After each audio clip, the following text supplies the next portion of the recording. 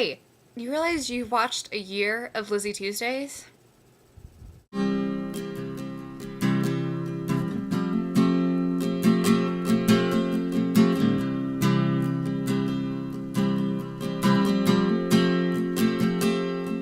I hope you liked the Lizzie Tuesdays because there's going to be more during the next year because I'm not going anywhere, and I know a lot of us aren't going anywhere. I don't think any of us are going anywhere. I think we're all staying, hopefully. And Kim, it's perfectly fine that you vlogged today because I was a little under the weather. I had a migraine. Because on Sunday, it was 82 degrees outside. Yesterday, it snowed. Snowed here in Tennessee. Went from 82 to 32 in like 18 hours.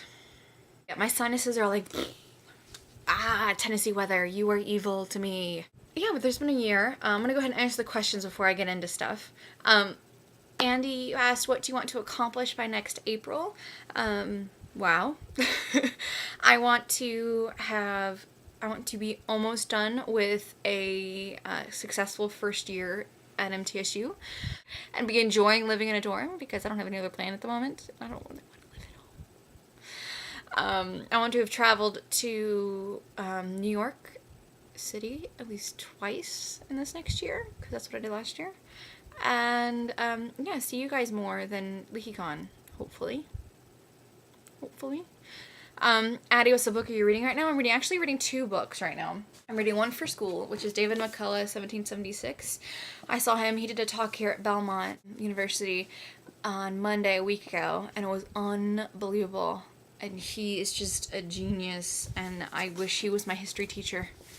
Oh my gosh, this book's really good.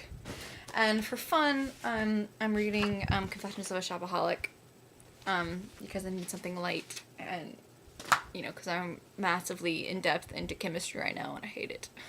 The biggest risk I ever took, my question, was being homeschooled, actually.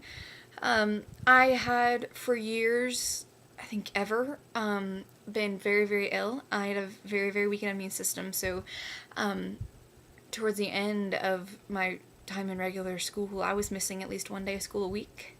It was not fun. I was practically homeschooled anyway. I was so stressed. It was horrible. It was a really, really bad experience, although I loved all my teachers. My teachers, I swear, worked with me so well. I had a 4.0 GPA when I left school, and I was never there. It was very hard. So being homeschooled, it was really, really the right move for me. I'm going to graduate on time. I'm even planning my graduation party, which all of Room for the 428 is invited to. It's been amazing that I've gotten to this point that I'm actually going to graduate, and I'm not sick all the time anymore. It may seem like it because I happen to be sick on Tuesdays for some reason, but most of the time I'm actually pretty well. I'm actually pretty good, except Terminus, like the leaky cold during, that was just evil. We all got that, so it wasn't just me, and I'm so much better for it. And honestly, to have my leaky friends through that kept me sane. I had all of you as a support system, so thank you for always being there for me, because I needed it, and you guys were there. And I'm crying, okay? And I haven't even gotten to the sentimental part yet. I'm gonna go ahead and ask my question for next week, because it is an odd day. It's April 7th. Yay, Tuesdays and odd days. 2 in a row. Weird. I'm gonna ask a question from the same list that I did last time, since you guys seem to like that. I'm gonna ask 2 again, so you guys can pick whichever one you want to do. Which adventure would you be most tempted to try? Skydiving, whitewater rafting, or race car driving? I know which one I want to do. And the second one, which I think was hilarious and then I could not ask because it's funny, because it's kind of indulgent of myself. But if you could be more like me in any way, what trait of mine would you select? Yeah, I want to know. Getting to like the reminiscent part, because we're doing this for a year, that of course we all have to do because we're all love each other so much and we're ridiculous and sentimental like that.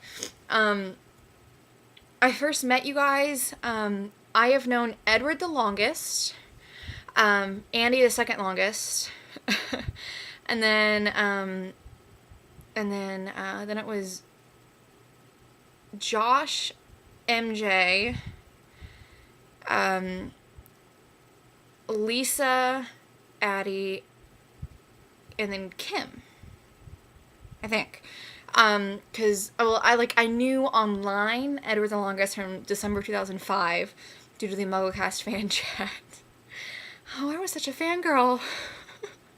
I really was. Jill was totally me 4 years ago. Not kidding. And then it was Andy on January 21st, 2006, which is the day we created PCAA. Yes, I was a fangirl, he was a fanboy of Pottercast. Yes. And now we work for them. Crazy. Then I met Josh at Happy Death Humanity, like you said. The thing that stuck out about him to me is he was wearing, one of those red shirts. I don't know how, when I have one that says inspired on it, that Gap did, like the red foundation, like Apple has the red iPod Shuffle.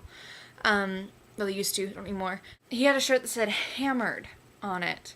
And we were doing a Habitat for Humanity, so I thought it was hilarious and totally fitting. It was so Josh to wear that shirt now that I know him better. Yeah, it was hilarious. MG, I think I met you at Phoenix Rising. I feel like I knew you longer than that. Were you at Lumos? I think you were at Lumos. Or am I completely making that up? I really think you were at Lumos, but I don't know. I suck. Please tell me, or have Edward tell me on Sunday. Lisa and Addie I met together. They were walking in together. Andy and I were both walking into room 3428. They walked up behind us. We introduced ourselves. And I remember asking Lisa to do a huge favor for me. It was that my internet wasn't working, so I needed her to go back and post something on the lounge. And yeah, and she did for me. So yeah, the first thing I said to her was, I need you to do me a favor. So I love you, Lisa. Thank you for loving me. And Kim, I think, I don't know where I met you. I just feel like I've known you since, like, Prophecy is when I met you. I remember hanging out with you and loving you in room 3428. So you're just there. You're just constant presence there. So it's a good thing.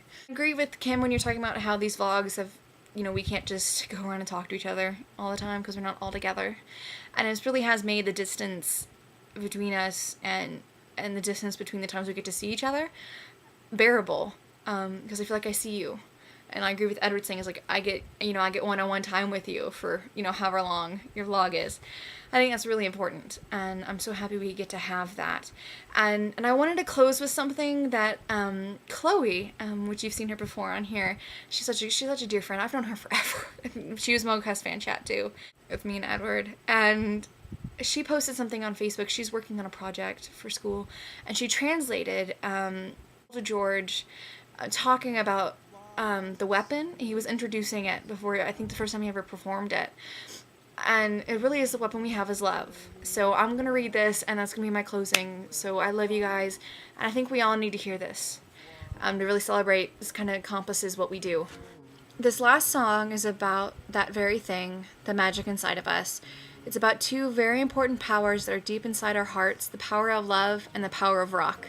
And when those two powers combine, you get this force that no evil wizard can dare mess with, because you know the power of love. It may start as a tiny, tiny, small little thing inside each of our hearts, but when the power of rock comes along through the PA system and through the air and through your ears and down into your heart, it gives your heart a nice big bear hug, and your heart starts to pump, and the blood begins to flow all throughout your body, circulating everywhere. And soon love, begins to come out through our eyes, our mouth, our voices when we sing, and our hugs, not the blood, but the love. And soon we're surrounded by this giant glowing aura of energy. Do you feel that tonight? Let me hear you say energy. Let me hear you say ATP.